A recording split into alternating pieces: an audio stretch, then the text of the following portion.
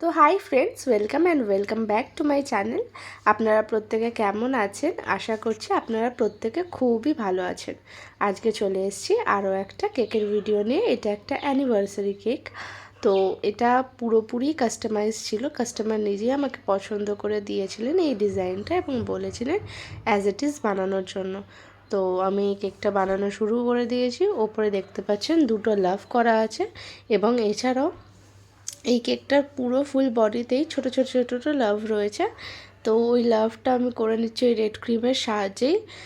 এইটা কেকটা যেটা ছিল সেটা খুবই সিম্পলের মধ্যে সোবার ছিল। আমার নিজের পার্সোনালি এই ডিজাইনটা বেশ ভালো লেগেছে।